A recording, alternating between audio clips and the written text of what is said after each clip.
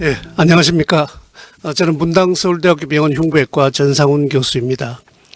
이 코로나 사태로 여러 가지 힘드실 텐데 오늘 이렇게 점심시간까지 시간을 내서 포럼에 참석해 주신 여러분들께 먼저 감사의 인사를 드립니다. 예, 제가 초등학교 다닐 때 공상과학 만화가가 2020년대가 되면은 세상은 이렇게 변할 것이라고 했는 게 기억이 납니다. 그러나 지금 뭐 자율주행이라든지 각종 금융이라든지 이미 그때 공상 속에 있던 것들이 이미 현실로 대부분 다가왔고 심지어 어떤 부분은 더 많이 발전된 부분도 있습니다. 게다가 많은 사람들이 그렇게 관심을 가지고 있지 않던 환경 문제라든지 사스, 메르스, 코비드-19 등 글로벌 감염 등 이러한 심각한 글로벌 문제들도 우리에게 숙제를 던져주고 있습니다.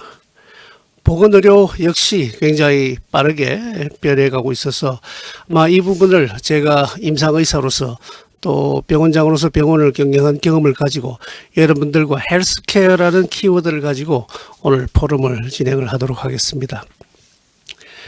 헬스 시스템의 1차적인 기능은 높은 수준의 그리고 보편적인 서비스를 제공함에 있습니다. 동시에 소비와 투자가 발생하기에 헬스 시스템은 국가 경제에 중요한 역할을 수행하고 있죠. 헬스 시스템은 그 자체가 고용, 또 의료 상품, 서비스의 구매를 통해서 포괄적이고 또 지속 가능한 성장 측면에서 역할과 중요성이 점점 더 커지고 있습니다. 건강과 웰빙은 사회, 경제 발전에 기여하게 되고 이코노믹 시큐리티와 소셜 코히전은 헬스케어의 두 가지 핵심 요인이라고 말씀드릴 수가 있습니다. 그러나 실제 헬스 시스템은 의료는 그냥 병원 안에서 환자 진료하는 것으로 생각하는 경향이 많고 이 헬스 시스템의 경제에 대한 기여도가 제대로 평가되어 있지 않으며 또 헬스 시스템의 사회적 이익 역시 잘 지표화되어 있지 않습니다. 따라서 이러한 중요한 기능인 헬스케어 시스템이 앞으로 정책 수립이나 집행에서 우리가 중요하게 생각을 해야 되겠다고 말씀을 드립니다. 기존의 트래디셔널한 헬스케어 인더스트리도 굉장히 빠르게 확장되고 있고 기존 헬스케어 산업을 하지 않던 기업들도 헬스케어 쪽에 많이 참여를 해가고 있어서 이 헬스케어 산업은 굉장히 빠르게 커지고 있어서 국가 경제에 이 중요한 역할을 하기에 소위 the era of the health-based economy, 소위 건강 기반 경제라는 의미가 부여가 되게 됩니다. 과거에 조선, 반도체, 자동차, 휴대폰 등 여러 가지 산업이 있습니다만은 헬스케어 산업은 글로벌 가장 큰 산업이죠. 우리나라의 헬스케어 산업의 시장 규모는 세계 시장의 한 1.46% 정도, 세계 12위 정도 규모입니다. 그러나 우리나라 헬스케어 산업의 글로벌 마켓 셰어는 화장품을 제외하고는 모두 다 우리나라 시장 규모보다 더 작습니다. 또한 헬스케어 산업은 연평균 성장이 5% 이상 지속될 것으로 예측되고 미래 산업이기에 우리가 헬스케어 산업 활성화를 위해서 많은 노력을 기울여야 되겠습니다. 현재 2025년 되면 헬스케어 인더스트리는 약 2.7 트릴리언 US 달러에 도달하게 되고 아시아 시장은 글로벌 전체 시장보다 더욱 빠르게 커지고 있습니다. GDP 대비 헬스케어 비용 소비를 보면은 미국은 이미 약 17% 정도를 쓰고 있습니다. 미국의 GDP 규모를 생각한다면 엄청난 금액을 헬스케어 의료에 퍼붓고 있죠. 대부분의 선진국들도 약 GDP의 10%, 우리나라는 7, 8% 정도입니다만은 이 부분은 2030년, 40년이 되면서 계속 많이 커질 것으로 생각하기에 이 헬스케어와 경제는 떼놓을 수 없는 연관관계를 가지고 있다고 말씀드리겠습니다. 자, 그러면 건강 상태가 개선이 되면 어떤 효과가 있을 것인가? 이게 소위 poor health, 건강하지 않은 질병이나 이런 것을 현재의 가능한 의료 기술이나 이런 부분으로 개선을 할 때 어떤 효과가 있을 것인가? 생각을 해보게 되겠습니다. 현재 poor health, 건강하지 않음으로써 생기는 것은 글로벌리 사람 한 명이 1년에 한 달 반에 일을 못하게 되고 생산성이 5% 이상 떨어지게 되죠. 이게 코로나 사태 때문에 더 심화되어서 이런 그 악영향은 2배 내지 많게는 5배까지 커질 것으로 생각을 합니다. 현재 우리가 가지고 있는 글로벌 의료 기술이나 이런 것으로 적극적으로 건강 개선을 할 경우에는 2040년이 되면 지금 2억 3천만 명을 더 살릴 수가 있겠다. 또 이러한 그 개선 효과는 약 70% 이상은 예방을 통해서 이루어진다. 또 이때가 되면은 평균 65세의 나이가 건강 수명이 55세로 활동을 할 수 있게 됨으로써 사실 고령화 저출산 사회에서 장년층의 건강은 이 노동력 확보 차원에서도 매우 중요하고 역시 이를 통해서 의료비 지출을 줄일 수가 있게 되겠습니다. 이를 통해서 GDP의 약 8%를 다른 경제에 인젝션 부스팅 해줄 수가 있겠습니다. 나라나 그 나라의 경제력이나 사회적 상황 또 보건의료의 수준에 따라 다소 다르겠습니다만은 만약 1달러를 건강 개선을 위해서 투자를 할 때 대개 돌아오는 경제적인 이익은 약 2 내지 4달러 정도로 돌아온다고 이야기를 합니다. 헬스케어 서비스의 수요와 공급을 또 한번 살펴보겠습니다. 수요도 계속 증가하고 있죠. 질환에 대한 부담이 증가. 연령이 인구가 고령화되고 라이프 스타일 질환도 다시 생기게 되고 또 마시로 법칙처럼 인간의 욕구 단계도 자꾸 증가하게 됩니다. 또 가치에 대한 인식도 다소 부족합니다. 의원에 외래 진료를 한번 하는 거하고 햄버거 하나 사 먹는 거하고 이 가치에 대해서 어떻게 생각하느냐에 따라서 의료에 대한 기대가 굉장히 변하게 되죠. 아직까지 가치에 대한 인식이 상당히 부족한 상황이기 때문에 수요도 더 늘 것으로 생각합니다. 공급 부분에도 비용이 계속 증가하게 됩니다. 신약이나 신기술 개발로 단위 가격이 상승이 되고 이를 통해서 의료 비용이 더욱 지출이 되게 됩니다. 글로벌 파마들의 혁신 전략도 적은 비용으로 많은 사람을 치료할 수 있는 이런 것보다는 한 명 치료하는 항암제 한 명 치료에 1억 2억 원이 들더라도 이러한 아주 팬시한 결과를 내는데 더욱 집중하고 있습니다. 또 자원 배분 역시 최적화되어 있지 않습니다. 사회의 고정관념은 의료 전달 체계 개선에 굉장히 어려움을 주게 되고 또 성과 보상이 가치 창출 동력이 되기엔 부족합니다. 따라서 이러한 비효율적인 수요 공급, 헬스케어 시스템의 순환 구조는 제공되는 서비스 가치에 대한 인식이나 투명성 부족, 또 이를 활용해서 개선해 나가고자 하는 동력에 대한 보상의 부족들이 원인이 있다고 생각하기에 이런 부분들이 정책적으로 잘 개선이 되어야 되겠습니다. 의료 보건의료 비용 대비 효율성을 한번 보겠습니다. 블룸버그에서 매년 이렇게 리포트를 하는데 미국은 보시는 것처럼 거의 최하위에 효율성이 최하위에 있습니다. 싱가포르, 홍콩 같은 도시국가를 제외하고는 우리나라와 스페인, 일본, 이스라엘 등이 보건의료 비용 대비 효율이 가장 높은 나라로 의료 접근성과 의료 퀄리티 부분이 가장 높은 나라로 평가받고 있습니다. 자, 우리가 건강할 때부터 건강에 대한 리스크를 가지고 진단되지 않은 병을 가지고 또 만성병이 있으나 약이나 죄송합니다. 치료로서 잘 관리가 되고 있는 경우 또 잘 관리가 되지 않아서 이제 좀 치료가 잘 안 되는 경우 그리고 사망에 이르기까지 이러한 그 여정을 인생 여정을 볼 때 이 지금까지의 병원은 이렇게 디지즈 질환을 치료하고 관리하는 쪽에 집중을 해왔습니다. 그러나 점점 더 사람들은 이 건강검진 같은 걸 통해서 병이 일찍 진단해서 빨리 치료하자 쪽으로 이렇게 이동해 가고 이제는 그 다음에 나는 어떤 위험이 있나 나는 상당히 비만이 있으니까 당뇨의 위험이 있으니까 이렇게 관리하자는 등 혹은 또 좀 더 왼쪽으로 온다면은 여기서는 내가 지금 아무 리스크 팩터도 없고 하지만은 나는 지금같이 건강하고 웰리스 좋은 상태를 아주 오랫동안 유지하고 싶다. 이런 쪽으로 이제 헬스 시스템이 진화해 나갑니다. 그래서 이러한 것이 결국은 건강 수명을 늘릴 수가 있겠습니다. 그래서 이러한 질병을 예방하고 건강 수명을 연장하기 위해서 케어 서비스 보험 등의 정책적인 혜택을 증가시키는 것이 좋겠다. 결국 이쪽이 잘 관리, 프리벤션 예방과 웰리스를 유지함으로써 총 의료비도 절감되고 국민 건강에도 도움이 될 것입니다. 자, 이제 헬스케어 산업을 한번 들여다보겠습니다. 디지털 트랜스포메이션, 파워링 the great reset. 우리 모든 부분의 주변에 디지털 트랜스포메이션이 일어나고 있습니다. 소위 4차 산업혁명의 그 전기기관부터 이렇게 4차 산업혁명 시대까지 오듯이 우리 의료 서비스도 이런 비슷한 변화를 가져오고 있습니다. 처음 치료 중심, 정상에 맞는 치료 중심, 조금 더 일찍 진단해서 초기에 진단을 해내서 질병을 초기에 치료한다.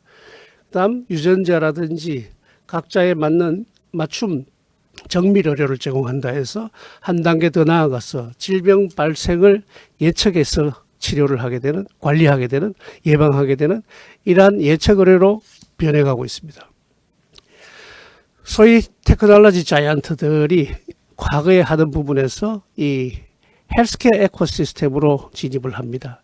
이 인게이지먼트 레이어에 있는 뭐 애플이나 아마존, 또 인프라스트럭처 쪽에 하는 마이크로소프트, 구글 등이 레이어 오브 인텔리전스로 진입을 하게 되면서 헬스케어 에코시스템도 많이 변화해 가고 있습니다. 자, can Google solve this? 구글도 이런 헬스케어 쪽에 이제 투자와 개발, 회사의 주력을 옮겨가고 있으며, 애플도 팀 쿡이 최근 인터뷰에서 애플이 인류에 가장 크게 공헌할 부분은 건강이다라고 이야기를 합니다. 아마존 역시 헬스케어 산업에 굉장히 적극적으로 참여를 하고 있습니다. 이렇게 빅테크들이 각각 회사들이 가지고 있는 장점, 그리고 향후의 미래, 기회 등을 가지고 같이 창출하면서 이 전체적인 헬스케어 인더스트리의 형태를 변화시켜 가고 있습니다. PE 투자도 이런 헬스케어 에셋의 투자가 점점 더 집중이 되고 있습니다. 그래서 이런 헬스케어 패러다임은 많이 이미 변해가고 있고 앞으로도 많이 변할 것으로 생각합니다. 예를 들면은 이제 헬스케어 글로벌 비용의 반은 3대 사망 원인인 심혈관 질환, 암, 호흡기 질환에 사용될 것이다. 헬스케어 관련 앱은 뭐 수백만, 수천만 개가 되고 글로벌 헬스케어 비용은 2020년에 지금 그 8.7 트릴리언 달러에 해당하고 헬스케어 빅데이터 사이즈도 계속 커지는 등 빠르게 변화해 가고 있습니다. 과거의 헬스케어 비즈니스 모델은 이런 CT라든지 MRI라든지 혹은 진단기기라든지 이러한 그 프로덕트, 제품에 근거해서 케어 서비스를 했다면은 현재는 여기에 서비스 개념이 추가되어서 이런 플랫폼 형태로 서비스를 제공하게 되고 향후에는 여기에 인텔리전스가 가미되어서 예상, 예측에 기반한 케어, 따라서 솔루션을 제공하는 쪽으로 헬스케어 비즈니스 모델이 혁신을 해 나갈 것입니다. 그래서 지금까지는 의료인의 경험이 중요하고 병원에서 검사한 각종 임상 진료 자료를 가지고 우리가 보편적으로 확률적으로 가장 높은 확률을 가진 치료를 제공을 하고 병원이 치료에 주도를 하고 있었습니다만 미래는 여러 가지 데이터를 가지고 각각 인디비주얼, 개개인에 맞는 치료 혹은 예방 이런 의료 영역이 굉장히 변해갈 것입니다. 따라서 이런 보건의료 산업의 기본 틀이 바뀌는 우리는 지금 대전환기에 돌입했으며 또 이와 동시에 새로운 시장 창출이라는 기회의 시기이기도 합니다. 말씀드린 대로 미래 산업은 지식산업, 헬스케어 산업이 글로벌 이렇게 크고 아직까지 우리나라가 글로벌 마켓 쉐어가 상당히 기대에 못 미치는 상황에서 우리나라의 그 우수한 의료 인력과 우수한 ICT 기술을 잘 융합해서 잘 풀어간다면 우리가 앞으로 이 세계 경쟁력을 확보할 수도 있을 것이고 결국은 국민 건강에도 기여하고 비용 절감 부분도 기여를 할 수 있을 것입니다. 뭐 여러 가지 보고에 따라서 앞으로 어떤 부분이 헬스케어 산업이 성장 가능한가. 뭐 아직까지 우리나라는 대개 헬스케어 같으면 뭐 바이오 신약 쪽 뭐 주로 집중을 하죠. 이런 부분들 역시 중요한 앞으로 성장 가능성이 큰 부분이고, 그 다음에 뭐 리퀴드 바이옵시라든지 또 고령화에 따른 그 정형외과적인 그 클리니컬 웨어러블 같은 부분들, 증강현실, 가상현실을 이용하는 거, 또 이런 디지털 세라피, 뭐 AI 이런 부분들이 이 성장 가능한 그 헬스케어 마켓이라고 생각을 합니다. 클리브랜드 클리닉이 또 매년 아주 재미있는 스미트를 합니다. 메디컬 이노베이션 스미트라고 해서 이에 어떤 부분이 탑 10 메디컬 이노베이션을 이끌어갈 것인가를 가지고 이 많은 자료를 모아서 탑 10 10개를 선정하고 스미트 토론회를 가집니다. 이번에 결국은 파마코지네틱, 제노믹 테스팅, 인공지능, 항암 면역 치료, 버추얼 리얼리티, 로보틱, 뭐 RNA 치료 같은 이런 부분들이 이 탑 10 메디컬 이노베이션에 선정이 되고 있습니다. 그래서 우리나라도 비전 바이오 코리아라는 주제로 아주 야심차게 글로벌 바이오 강국이 되도록 되게 하려고 우리 정부에서 굉장히 드라이브를 걸고 있고 많은 투자와 지원을 아끼지 않고 있습니다. 중국도 건강중국 2030을 2016년 말에 발표를 하죠. 2030년까지 우리 돈 약 4천조 원을 투입을 하겠다. 그리고 2030년까지 아주 구체적인 목표까지 설정을 하고 로드맵을 가지고 드라이브를 걸어가고 있습니다. 뭐 우리나라와 중국뿐만이 아닙니다. 거의 대부분의 나라가 헬스케어 쪽을 어떻게 이끌어가고 어떻게 시장을 선점할 것인가를 위해서 많은 노력을 하고 있습니다. 자, 그러면 미래 의료는 어떻게 변화해 갈 것인가를 여러분들과 또 같이 좀 이야기를 해보도록 하겠습니다. 미래 의료를 한마디로 이야기한 분이 그 오바마 대통령입니다. 2015년 스테이트 어드레스에서 그 유명한 A New Initiative on Precision Medicine, 소위 프리시전 메디슨 이니셔티브를 선언을 합니다. 질병의 예방과 치료는 유전체, 환경, 그리고 생활 습관 등 개인 차이를 고려해서 발전한다. 대부분의 치료는 평균적인 환자에 맞추어서 시행되고 있다.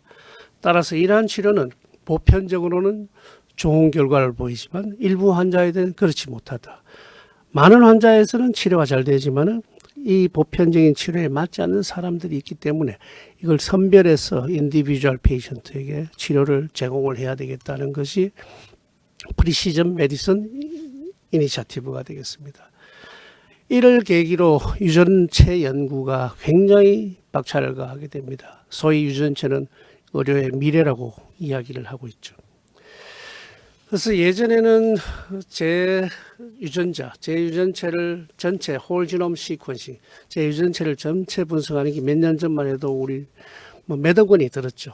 근데 지금은 현재 제 유전체 전체 분석을 하는데 우리 돈 100만 원도 들지 않습니다.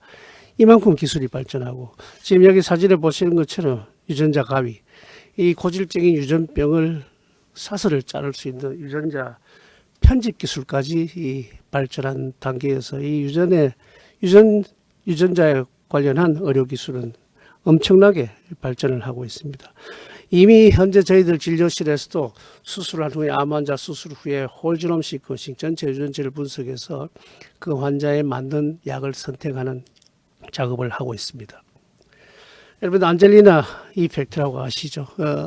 안젤리나 졸리가 자기의 가족력이나 유전 분석을 통해서 자기 의사가 자기가 유방암이 걸릴 확률이 87%다 이야기를 듣고 예방적으로 유방절제 수술을 하게 되죠. 이런 식으로 뭐 좀 다소 극단적입니다만은 이런 정도까지 세상이 변해와 있고 앞으로 이런 유전체 결과에 따른 예방 진료, 진단, 치료가 바뀌어 나갈 것입니다. 개개인의 유전체 분석 결과를 개개인 치료하는 데서 더 넘어가서 이제는 퍼블릭 헬스, 공중보건학까지도 공중보건에도 이런 유전학적인 지식이 들어갑니다. 어떤 집단, 어떤 로케이션에 어떤 직업군에서의 유전적인 특징을 가지고 그걸 공중보건에 활용하는 시대가 되어서 퍼블릭 헬스도 유전학과 아주 밀접하게 관계가 된다. 게다가 여러분들 오늘 뭐 참석하신 여러분들도 이미 뭐 한두 개씩 웨어러블 다 가지고 계실 거예요. 이걸 통해서 병원의 임상진료뿐만이 아니라 내가 얼마나 걷고 체중은 어떠하고 나의 심박수는 어떠하며 많은 데이터들이 모아지게 되죠. 이런 웨어러블을 통해서 많은 데이터가 모아지고 사물 인터넷 시장도 매우 많이 커집니다. 요즘 병원에 의료기기를 구매할 때 IoT가 안 된 장비는 사지 않습니다. 어떤 검사나 어떤 모니터링 결과가 나왔을 때 이게 병원 정보 시스템에 자동으로 들어가야지 그걸 손으로 입력하라고 이런 장비는 사지 않습니다. 이만큼 이 모든 의료기기들도 사물 인터넷 네트워킹이 다 되어서 여기서 또 많은 데이터가 발생을 하게 됩니다. 이러한 빅데이터, 유전체 데이터, 뭐 웨어러블을 통한 라이프 로그 데이터, 뭐 이런 검사 데이터 등이 이제 모여서 헬스케어 빅데이터가 되어서 이게 의료의 패러다임을 바꾸게 되죠. 맥킨지에서는 이 빅데이터를 도입해서 잘 활용을 하면 right living, right care, right provider, right value, right innovation을 통해서 미국 헬스케어 산업은 헬스케어는 1년에 약 3천억 내지 4,500억, 4천억 US 달러 절감 효과를 가져올 것이라고 기대치를 내보였습니다. 그래서 이 미래 의료라고 이야기하면 키워드는 ICBM이라고 이야기를 하고 싶습니다.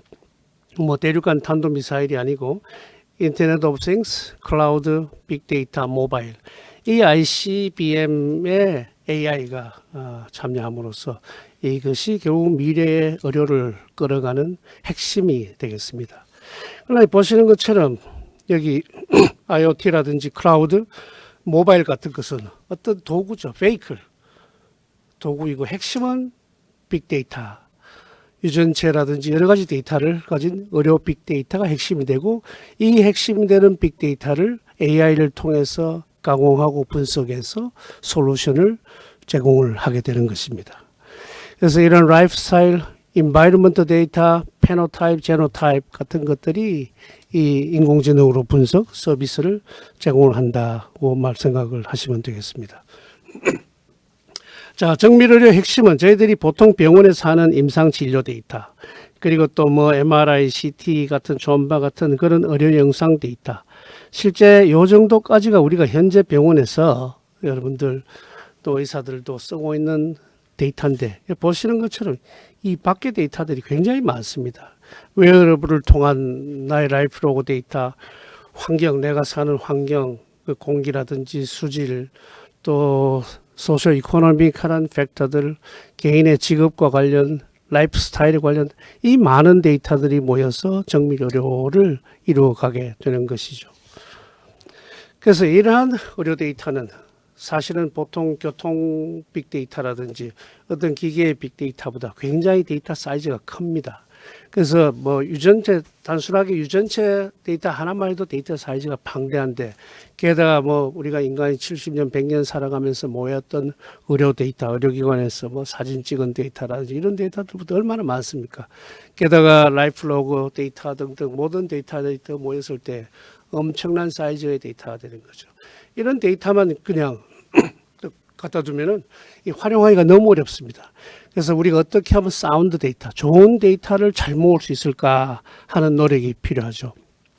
그래서 병원에서도 예를 들면은 A병원, B병원 뭐 데이터 모은 방법이 다 다른 랭귀지가 다르다는 거죠. 그래서 정부에서는 이런 부분들을 좀 같이 할 수 있는 코먼 데이터 모델을 지금 정부에서도 추진을 하고 있고 이런 것을 통해서 우리가 필수 데이터를 어떻게 모아서 어떻게 공유할 것인가를 노력을 해야 되겠습니다. 이러한 그 소스는 예를 들어서 헬스케어 프로바이더, 클리니컬 트라이얼, 클리닉, 병원이나 실험실, 검사 결과, 페이어, 환자, 뭐 테크놀로지 프로바이더, 가버먼트 여기서 많은 데이터를 제공을 하게 되고 이러한 데이터는 이제 제약회사라든지 보험회사, 병원 등이 활용을 하고 이게 산업 연구, 헬스케어 인더스트리 발전에 활용이 될 수가 있겠습니다. 그래서 이러한 빅 데이터가 없고는 인공지능은 기능을 할 수가 없게 되죠. 인공지능은 즉 빅데이터를 먹고 성장한다. 그래서 사운드 좋은 의료 데이터를 많이 모을수록 인공지능을 통해서 더 나은 솔루션을 제공할 수 있겠다 하는 것이 미래 의료의 핵심이 되겠습니다.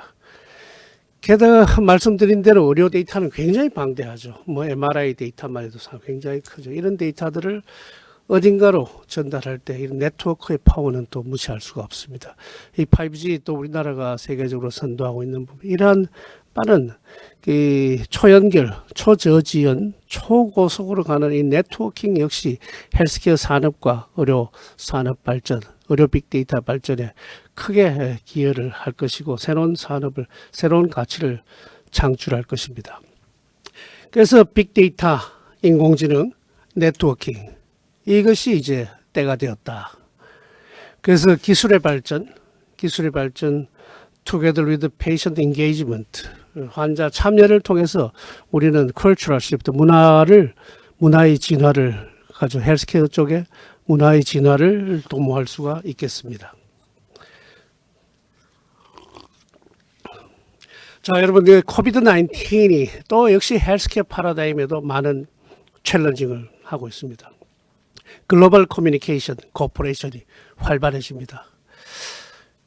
이런 단기간에 이 코비드 19이라는 챌린지가 왔을 때, 예전에는 뭐 미국이 우리가 그냥 가면 돼, 나머지는 필요하면 원하면 따라와 하는 식에서, 이제는 글로벌 커뮤니케이션 코퍼레이션 없이는 이 타임리 정책을 수립한다든지 대책을 수립한다든지 대비하는 부분이 거의 불가능한 시대가 되었기 때문에 이 앞으로 과거의 100년이 최근 10년이 오히려 과거의 100년보다 더 많은 변화가 왔다면 앞으로 변화해갈 그 세계는 코비드 19 크라이시스 때문에 더욱 속도감이 붙게 되는 거죠. 앞으로 변해가야 될 부분이 어쩔 수 없이 더 빨리 변해가는 시대가 되었습니다.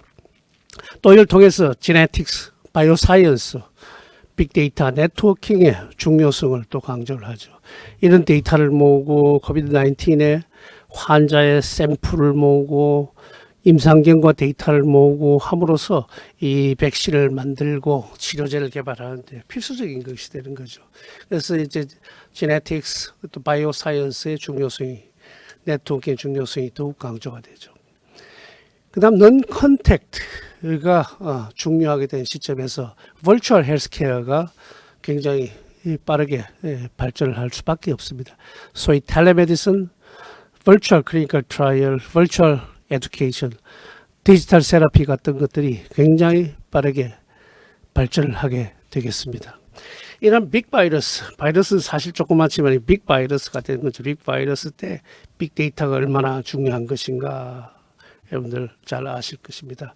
이런 유엔도 코비드 19 데이터 허브를 제공하고 이러한 그 글로벌 데이터를 모으고 환자의 샘플을 모으고 환자 유전 분석을 하고 이런 것들이 다 기본이 되어서 치료제라든지 백신 개발을 하는 그 핵심 그 재료가 되겠죠. 자, 코비드 19이 전체적인 그 텔레헬스에 대한 아웃룩도 많이 변화를 시킵니다. 커스터머 입장에서는 모바일 텔레헬스에 약 11% 정도만 관심이 있었는데 이제는 한 4분의 3 정도가 나는 비대면 치료에 관심이 많다 이렇게 이야기를 하죠. 그리고 텔레헬스 비지트가 실제로 뭐 미국에서 50배 혹은 150배 이렇게 증가를 하고 많은 의료인들이 이제는 이 텔레헬스에 대해서 상당히 우호적인 프로바이더들이 상당히 우호적으로 생각을 한다.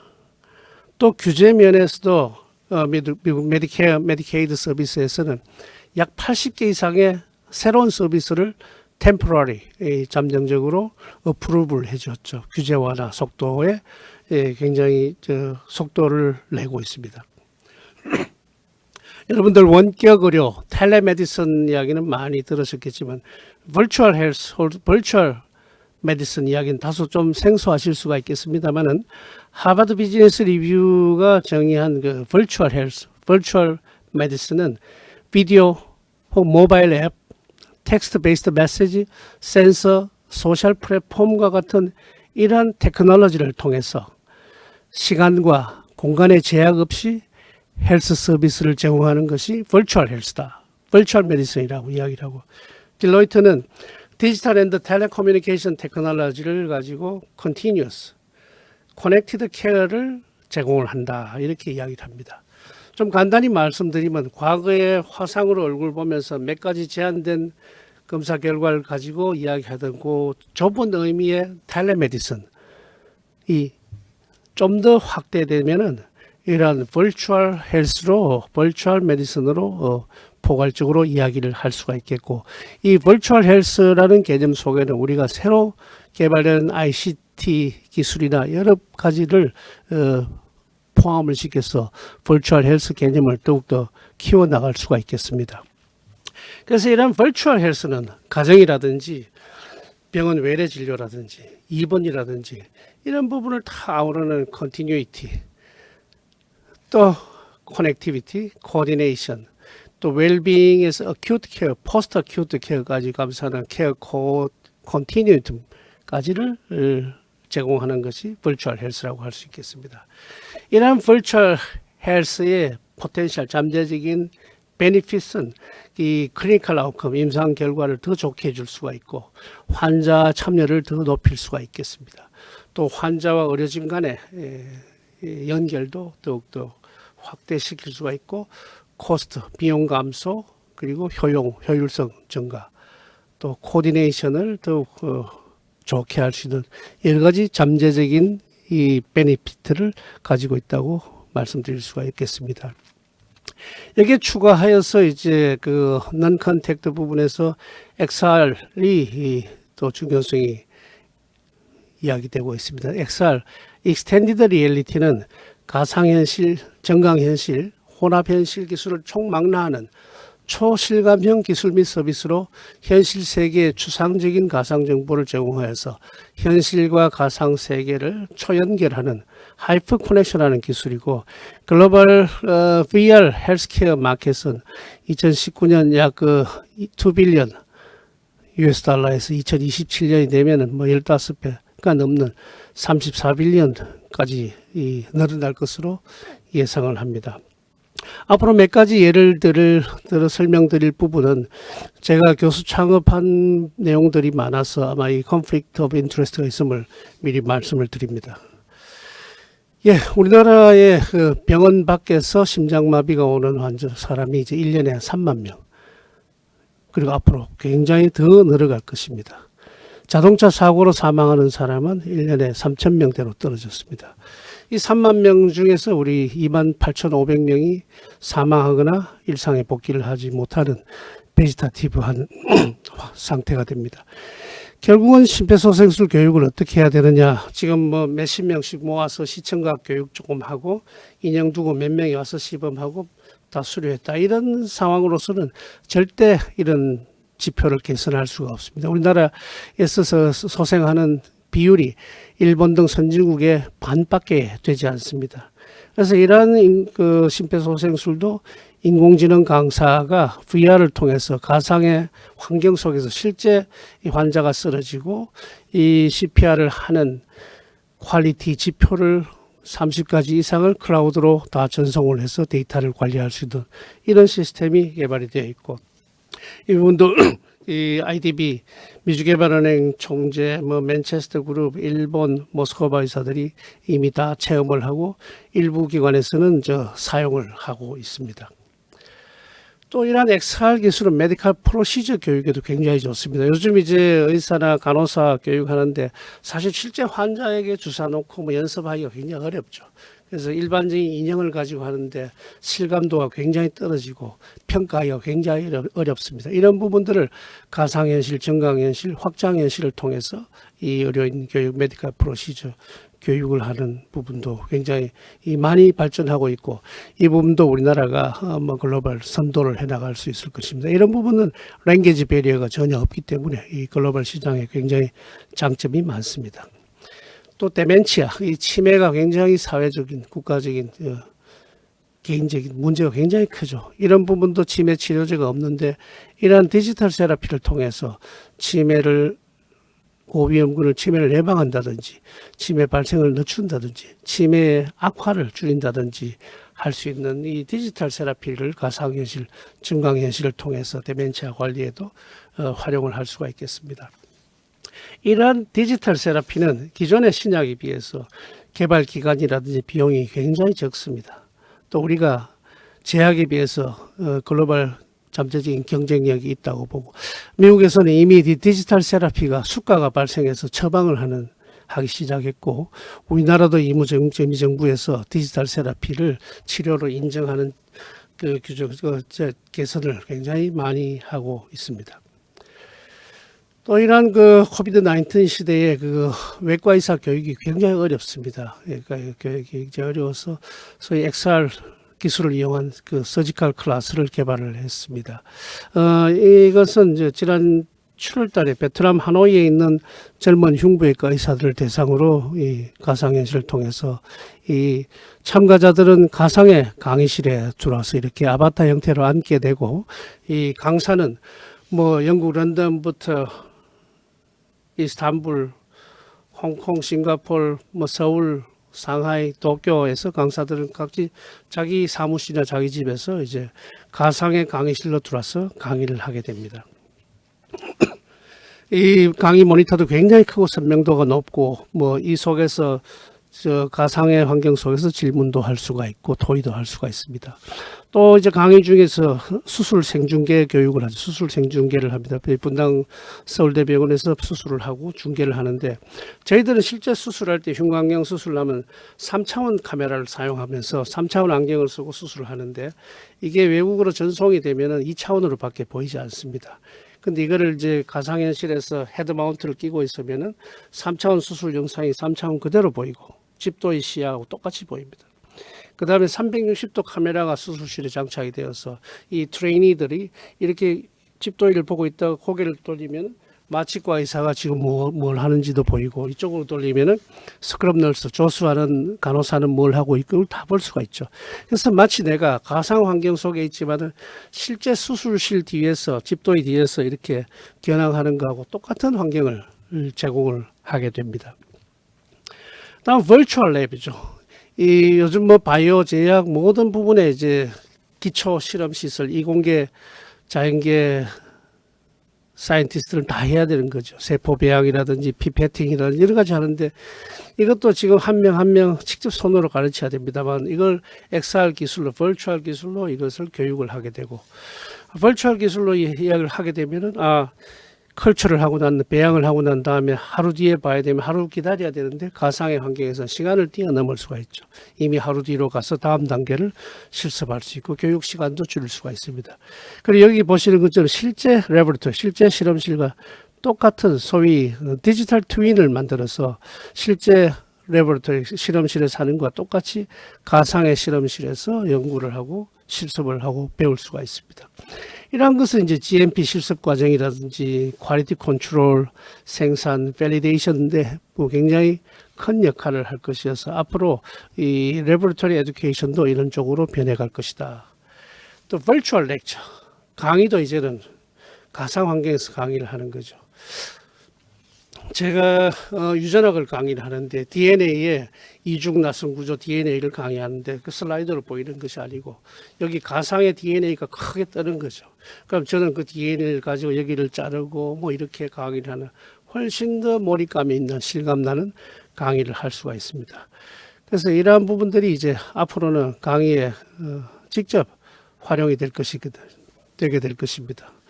그래서 이런 그 부분은 비단 그 회의뿐만이 아니라 이 전문가 교육이라든지 복합적인 실습 부분에 굉장히 크게 기여할 것으로 생각을 합니다. 실제 강사와 학생의 인게이지먼트가 훨씬 더 효율적으로 좋아질 것입니다. 자, 이제 이 의료에 대한 페이션트 그리고 프로바이더, 페이어에 대해서 한번 이야기를 해보겠습니다.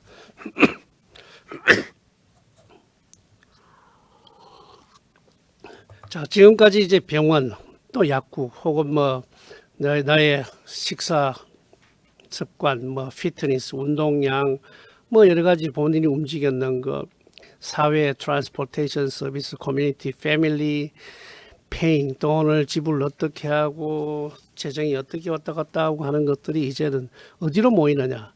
개개인 환자한테 모여서 소위 페이션트 센터드 에코시스템으로 변해가게 됩니다. 그래서 소위 그 개인 건강 기록, 퍼스널 헬스 레코드, 나의 건강 정보는 내가 가지고 있는다. 그래서 나의 A 병원에서 과거에 찍었던 CT, B 병원에서 작년에 찍었던 MRI, 뭐 등등 검사 결과들을 전부 클라우드에 올리고 자기의 라이프 로그 데이터 다 클라우드로 올릴 수가 있죠. 그래서 나의 포괄적인 데이터는 내가 가지고 내가 어디에 가서 치료를 받든 어디에서 상담을 하든 이 나의 데이터를 가지고 도의하고 협의할 수 있게 되겠습니다. 소위 value based healthcare, 예전에는 experience based, 의료인의 경험에 근거해서 치료를 했죠. 내가 오랜 경험을 보니까 이 사람이 이러니까 이렇게 치료하자. 그 다음 변하는 게 evidence based medicine입니다. 근거에 입각해서 치료를 하자.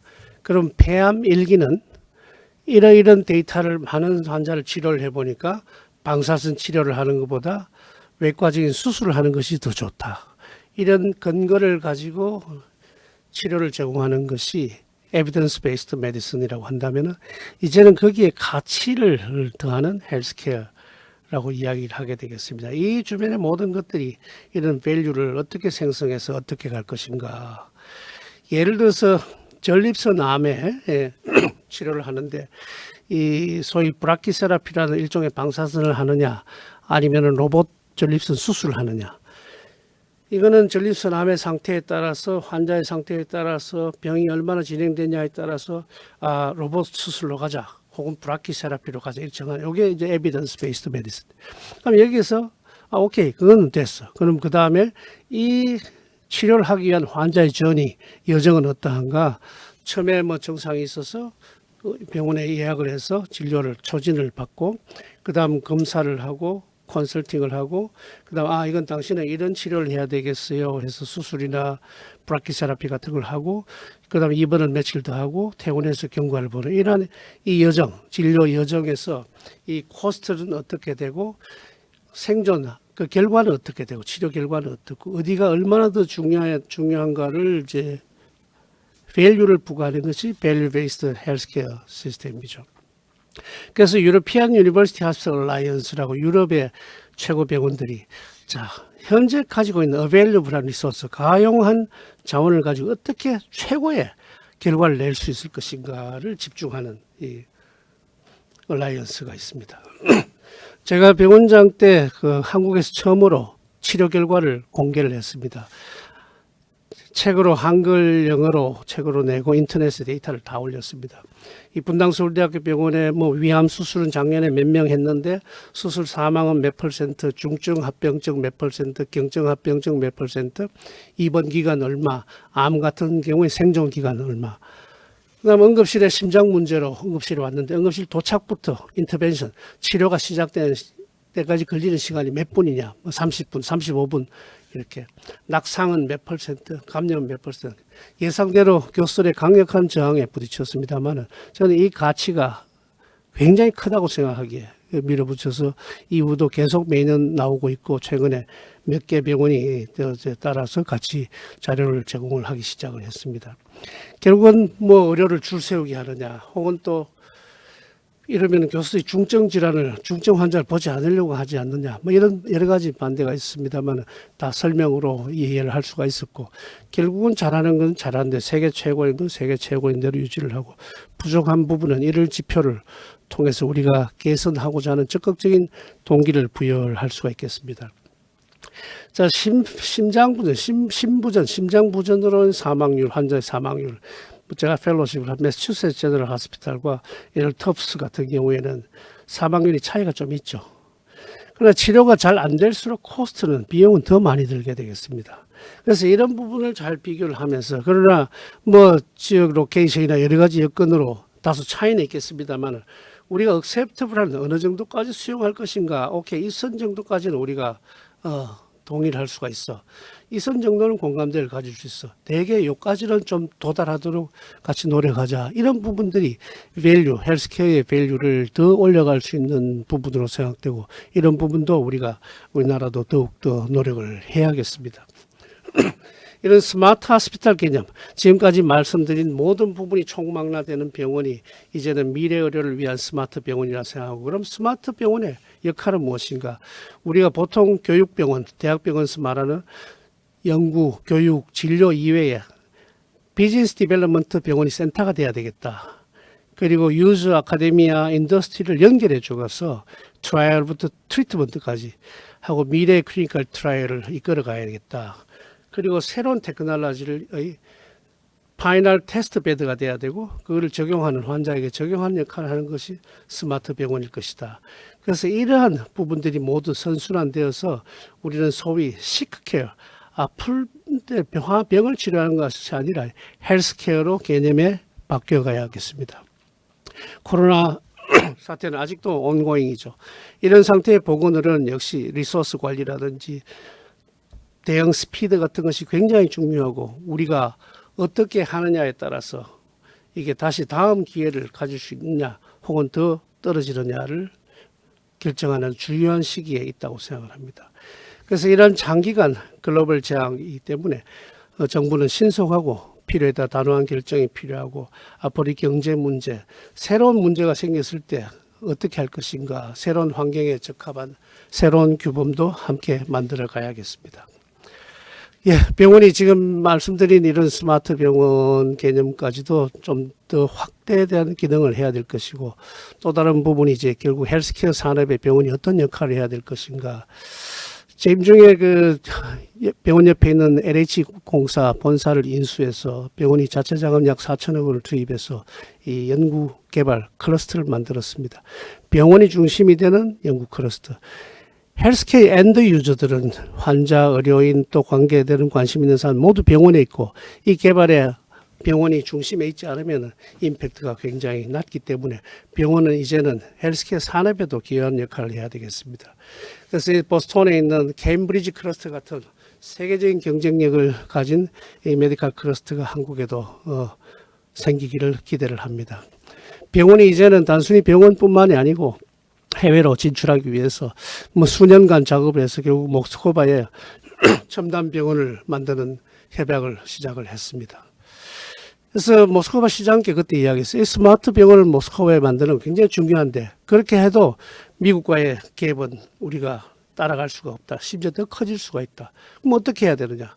미래 의료를 준비를 해야 된다. 유전체 센터, 빅데이터 센터 구축이 시급하다고 이야기를 했고, 이 트란스사이베리아 트레인을 통해서 원격 의료 세팅을 하고 유전체 빅데이터 센터를 하고, 한국은 기술을 도와주겠다. 그러나 데이터는 우리가 같이 쓰자.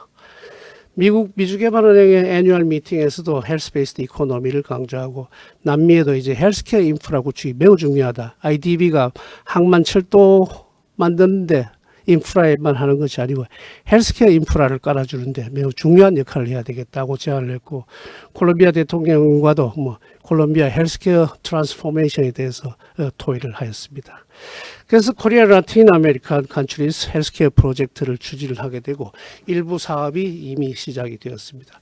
역시 남미도 우리가 이 종단으로 데이터 센터를 연결하고 유전체 연결하면서 한국과 공조해서 우리 의료가 세계적으로 나갈 수 있고, 이런 데이터를 우리가 같이 활용을 하면서 글로벌 경쟁력을 가지기를 기대를 합니다. 그래서 이제 우리가 좁은 국내 벗어나고 좀 더 넓은 개념으로 우리가 밖으로 나가서 앞으로 밝은 미래를 열어서 우리 후속 세대에게 좋은 미래를 넘겨줄 수 있기를 기대를 합니다. 예, 경청해 주셔서 감사합니다.